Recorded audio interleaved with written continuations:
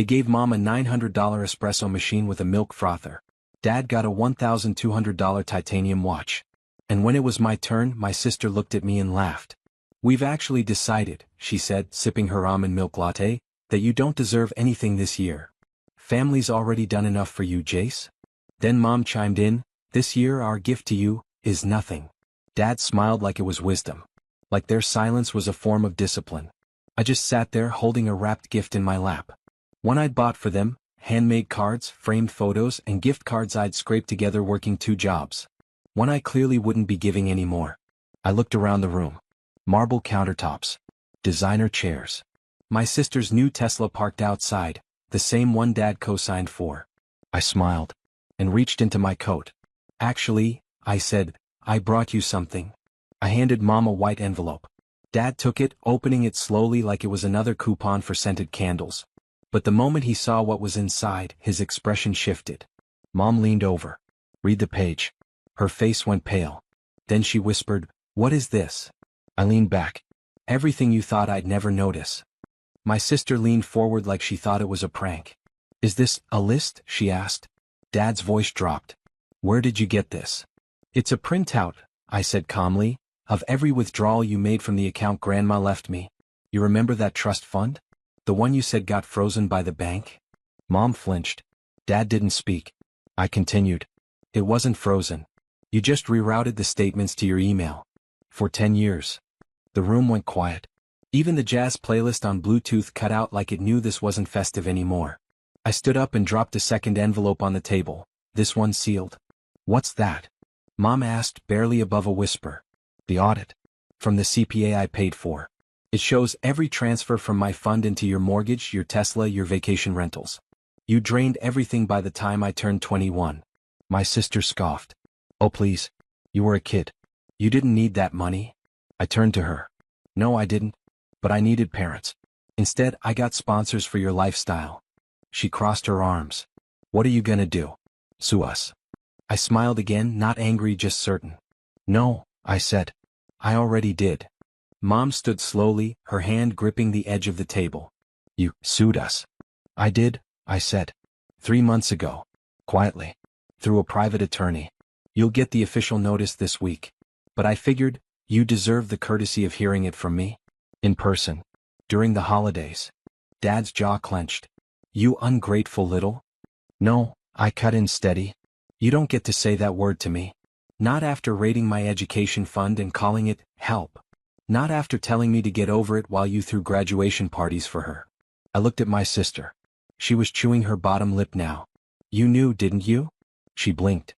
"Knew what?" "That they drained it." She didn't answer. Dad stepped forward. "You think this little lawsuit will get you sympathy?" I tilted my head. "I'm not asking for sympathy. Just accountability. And the judge will see the wire transfers. The dates. The matching receipts from your trip to Maui. You think this will bring you peace?" he snapped. I turned to the Christmas tree. The gifts. The matching silk pajamas they all wore. The fake smiles they gave to their phones for family photos. "No," I said softly. "Peace didn't come in the lawsuit." I reached for one more envelope from my coat pocket. But it started here. I laid the final envelope on the table like a playing card in the last round of poker. Mom didn't reach for it this time. Dad just stared, jaw twitching. "This one," I said, "isn't legal. It's personal." Inside was a single sheet of paper. A photo of me at 18 standing outside my high school in a second-hand suit, holding my acceptance letter to Northwestern. My smile was real in that picture. Hopeful. Bright. The kind you only have before life knocks it out of you. "They never mailed the deposit," I said. "Said it was too expensive. Said I could go to community college and transfer later. I didn't realize until this year they paid off your kitchen remodel that same month." My voice didn't shake.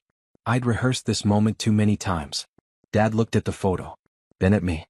"You're acting like this was some conspiracy." "No," I said. "I'm acting like someone who finally connected the dots. You didn't forget me. You chose her. You used what was meant for my future to fund hers." My sister opened her mouth, but I stopped her. "I'm not here to fight," I said. "I'm here to end it." Mom finally spoke. "What does that mean?" I picked up my coat. "It means this is the last family holiday I'll ever attend." Then I walked out. But I wasn't done. Not yet. The cold air slapped my face as I stepped outside, but it felt better than the heat in that room. That wasn't a home, it was a performance. And I had finally walked off their stage. Back at my apartment, I lit a cheap candle on the kitchen counter and sat down with the silence. It didn't feel empty. It felt earned. For years I'd watched them celebrate everything but me. My sister's promotions. Her engagement, that somehow never turned into a wedding. Her dog's birthday. They always had cake for her. When I graduated with honors, they mailed a card. That night I opened my laptop and finalized the last piece of it. A letter to my grandmother's estate lawyer. The one who'd originally created the trust fund before she passed. He had no idea it had been drained. But with the documents I'd gathered, that was about to change. By morning I got a response. Formal. Grateful. The firm had opened an internal investigation. Turns out, misuse of funds from a legally protected trust? That's felony-level fraud. My phone rang twice that day, once from Mom, once from Dad. I let them go to voicemail. They could talk to my lawyer now. Because for the first time in my life I wasn't the burden. I was the storm. And the eye of it was just getting started. By New Year's Eve the calls had shifted tone. First denial. Then desperation. Voicemails from Mom sobbing, saying this wasn't what Grandma would have wanted. Dad sent one of those guilt text essays, accusing me of destroying the family over a few dollars. It wasn't a few dollars. It was $86,000, gone. Money meant for school, for housing, for a future they never intended me to have. The estate lawyer kept me updated. After reviewing the forensic accounting, they filed a formal report. Charges were being considered. But the legal path wasn't the only one I was on. I posted the trust story anonymously on a legal advice forum. It blew up. Thousands of comments. Then a podcast reached out. Can we tell your story? I agreed under one condition, names withheld. The episode went viral. And the timing? Couldn't have been better. Because my sister had just announced her new influencer series, The Grateful Life, a cringy, pastel-filtered brand about privilege and wellness. Her launch post was flooded with screenshots of the podcast title. When Family Steals Your Future, a silent inheritance heist. She tried to go private. Didn't work. People dug. Connected dots. It got loud. And for once I didn't have to say a word. Because the silence I'd lived with for years, it finally started speaking for itself. 3 weeks after the podcast exploded, I got an email from a reporter at a local paper. She wasn't looking for drama. She was investigating trust fund fraud and had traced a handful of similar cases to, guess who? The same estate lawyer my parents had originally hired. He'd looked the other way. I gave her what she needed: timelines, documents, statements. And when the article dropped, it wasn't just my story.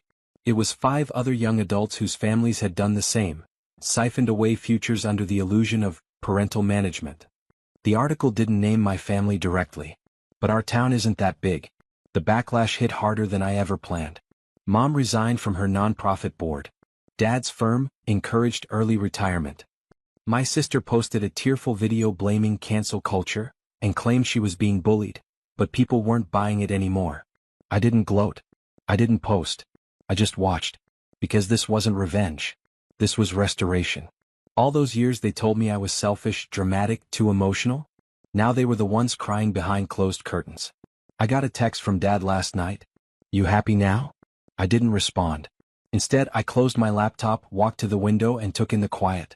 I was living in my first home. Paid for, not by inheritance, but by justice. And I still had one move left to make. I mailed the final letter on a Thursday. Not to a court or a paper. To the woman who built the trust fund in the first place. My grandmother's sister, Aunt Marion. She was in a retirement home now. Still sharp. Still stubborn. She'd always loved my mom. Helped her with bills when she was single. She had no idea her generosity had been twisted into theft. Her handwritten reply came 3 days later. I always thought they loved you quietly.